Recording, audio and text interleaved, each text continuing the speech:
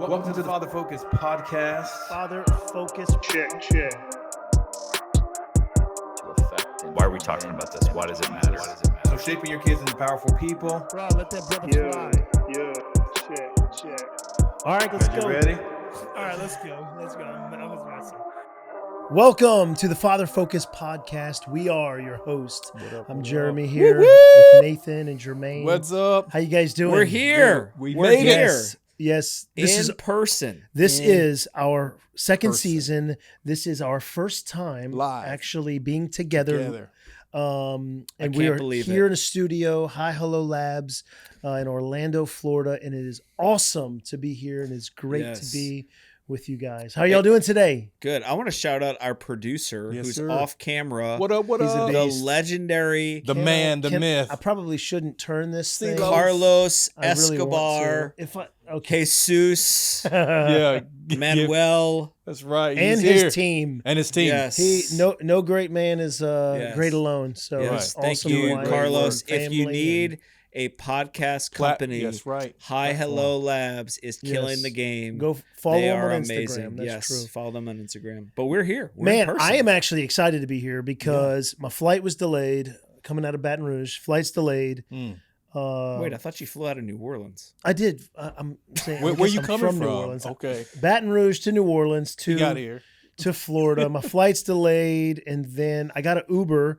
Waited for probably 10 minutes. Well, they canceled on me. And then I didn't get the notification because I wasn't really looking. How So do I they- waited like Yeah. 20 minutes. Then I get another Uber. Check this out. When I get into this, the car, it smelled like weed. And I'm like, right. Did you first get of a all, hit? I've never smoked weed in my life. Come on. So I get in Don't there. lie. How you know what it smells like then, bro? I think people have told me. People have told you how it smells, and you remember what they told you how it smells. I've recognized that makes it great after. sense. Yeah. It's the They've truth, told me though. what it smells like, Yeah. so therefore I They're knew like, it. it smells like a skunk. And that's kind of. No, what it distinguish- doesn't. Okay. Well, then if I'm not the one to argue, because like I said, It smells like I- weed. We should ask Carlos about it after this episode. No, he's Hi, got hello, that- what is labs, that- baby. What is that pot, that plant? High in that pot means right now? high doesn't mean high like that. It means high. So I get Hello. in this Uber, and seriously though, Dead. the lady, it smells like You're weed, welcome. and she starts telling me how the person before me was literally smoking in her car, and I was like, "Are you Jermaine, didn't you lying?" take an Uber here? Well, you know I me, kid, bro. I I like to kid. get high. Oh, Just to be clear, dude. if anyone from Jermaine's church is watching, that was a joke. He No. doesn't smoke weed. Well, Jermaine, okay? you drove here I drove a a long way. long way Yeah. with 4 kids. I'm surprised you made And a it. dog. I thought we were gonna have to find another host. I'm very happy to. this How do they podcast. cancel your Uber? That's what I don't understand. I don't know. Your Uber driver decided he didn't like you I and don't just know. bloop, you're But- out. Yeah, maybe. well, he got Jeremy has a scared. lot of reviews about how he doesn't tip his Uber driver. That's So probably he said, not. yeah, I'm, This was my first time oh, getting really? an Uber by Wow. myself. Okay. By Normally, yourself. I'm with my They hold your travel hand when you get it. companion. Yeah, Mm. she's my wife is the one. She's the manager of the Ubers when we travel. They don't so. cancel on her. She's No. a big tipper. It's a big tipper. It was great. Had a great Big time. tipper So. Well, we're glad you're here. It's Yeah. it's nice to see you guys. You look Good to great. be here. Well, listen, before we get off into the episode, I would love to just ask any of you who are watching today, hey, listen, subscribe Please. on our YouTube channel, of course. Share and it. Any That's right.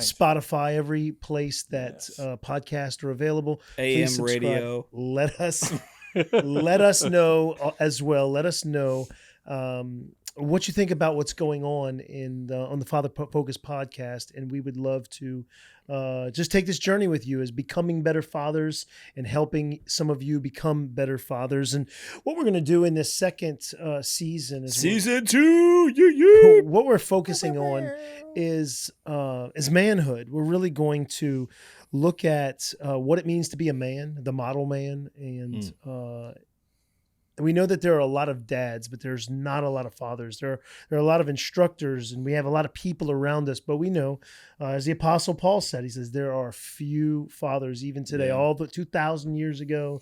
And we've heard some stories about my dad, Nathan's dad, Jermaine's father, and we want to just kind of get into that. And we know that it's going to be hopefully very encouraging to everybody listening. I'm So, excited. mhm. I think this is a critical issue. That's why we're taking a whole season on it.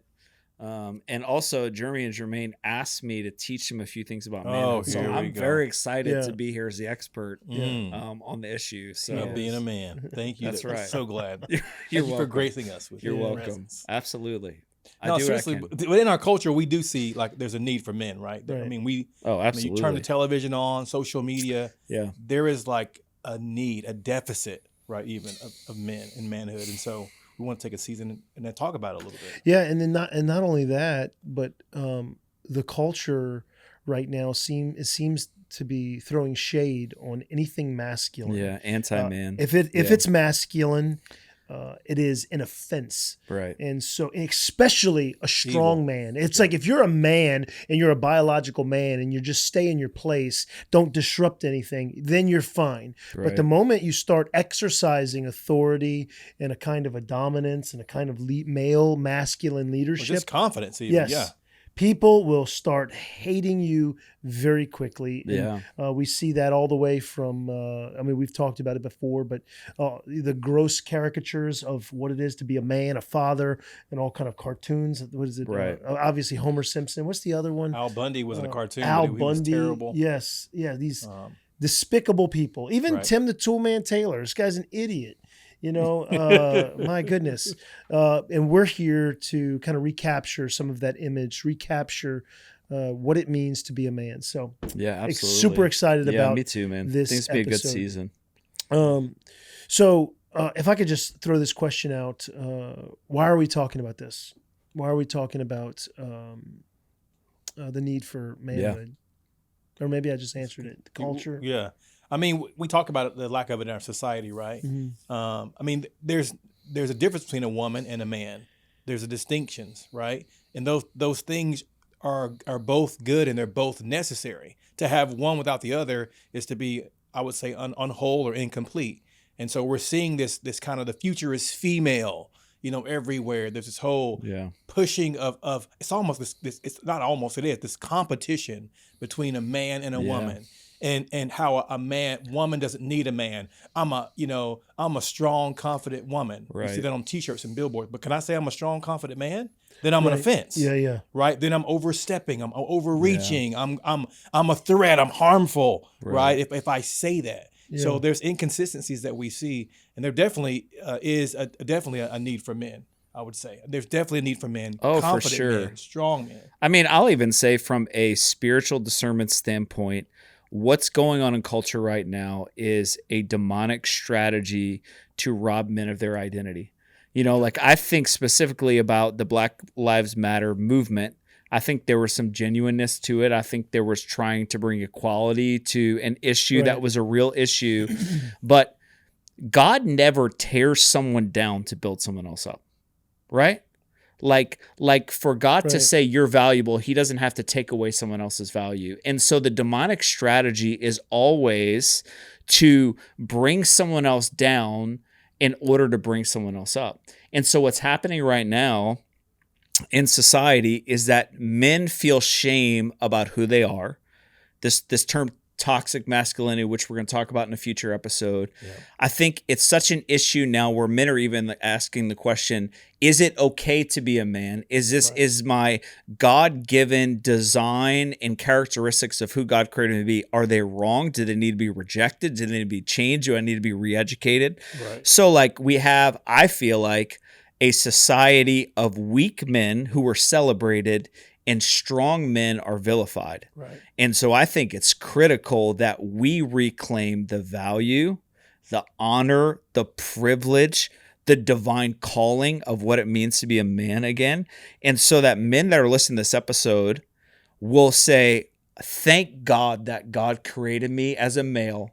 And not only am I going to be a male biologically, but I'm going to strive to be a man of character in every area of my life. I'm going to fully step in to who God's created me to be without shame or reservation, because that's why I exist. Like God created me this way intentionally. And so, dude, I think this issue is extremely critical. I think more people need to be speaking about it. Thankfully, there are voices, but I would say, I don't know about you guys, and you can speak into this. My experience in general, I would say it's a lot more common to find weak, insecure, men than it is to find strong, courageous, risk-taking, adventurous men. Like most men Right. that I see in culture, and I'm not trying to diss on guys, but what I'm saying is I think the culture we live in does not give permission for men to be men. And I think that's what we need to do. I don't know if you guys have found that to be the case. Yeah. Jermaine? I do agree. I think, and there are things in us as men that we're almost not only are there an offense, but we're even taught to suppress those things. So back to what you're saying, like should I suppress this part of being a man? Should I suppress the part of me that is the Masculine?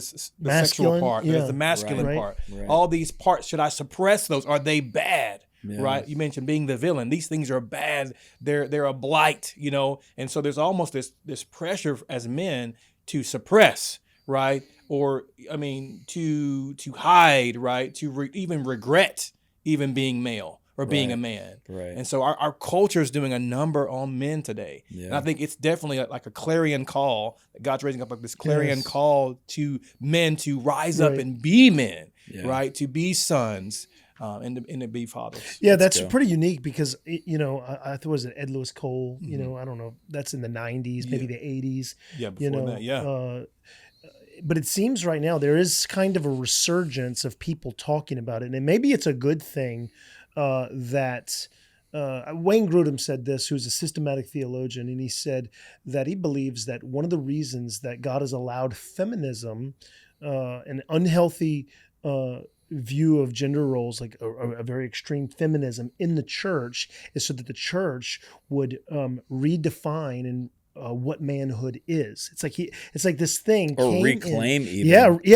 Right. So it's this negative thing has come Right. in. Let's just say, and there is a thing of toxic masculinity. Right. Sure. But it's almost like it's gone the complete Other extreme. opposite way now, that Yeah. now any kind of masculine trait is toxic. And Right. that's what I think there's like a resurgence of men talking about it and saying, hey, look, let's put the chips on the table. Let's really talk about it, because there is a toxicity of certain traits. Yeah. And it's like, Right. look, you know, I'm not going to really just destroy you because you're a man and because you have these certain qualities. But that's what people are after. Yeah. But the God's honest truth is that we need manhood. We Yes. need men, and we need men to rise and continue Today. to to We need lead. men today.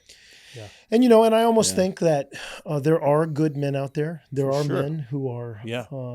doing what God has called them to. But I think what we're here to discuss is it's not enough. Yeah. I think our burden is, I wouldn't say primarily, because every generation has men who are struggling, but I would say we probably see it as an epidemic in millennial and Gen Z, Yeah. Oh yeah. right?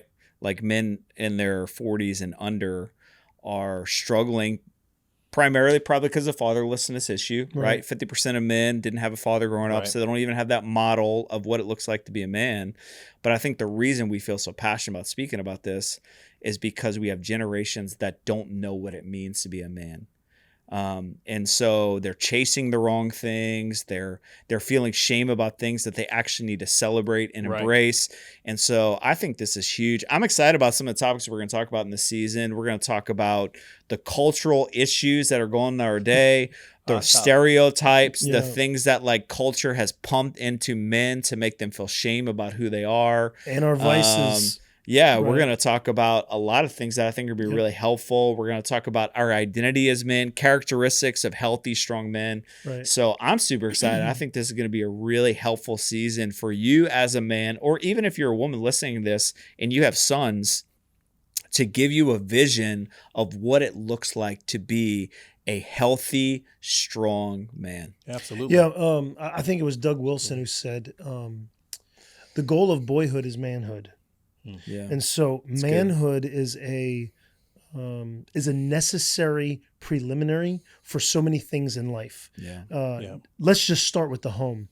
The homes that have a father figure in it seem to be, and I'm sure statistics would back me up Oh, here, there. would be the home where the children are going to college. They're graduating from college.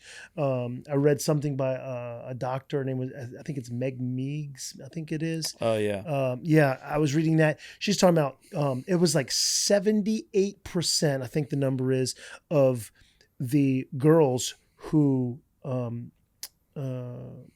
get pregnant out of wedlock do not have a father in the home. Yeah. It's Yeah. that It's from the high book of a Strong number. Father, Strong Daughters, Yes, right? Strong That's Father, a good Strong book. Daughters. Highly recommended, especially for all the mothers and especially fathers out there. But anyway, when the man is in the home, when the man comes home and he lives and he's doing his job, Right. the family will be blessed, and we will ensure a future that is prosperous for our kids. And at the bedrock of society is the family. And I wonder if the decay of society is attached to the decay of the home for sure. of the Absolutely. man. Oh, And so absolutely. manhood, it matters. And we're here to maybe hold it up on a pedestal and say, Absolutely. go grab what's yours. Yeah. Be a man. Absolutely.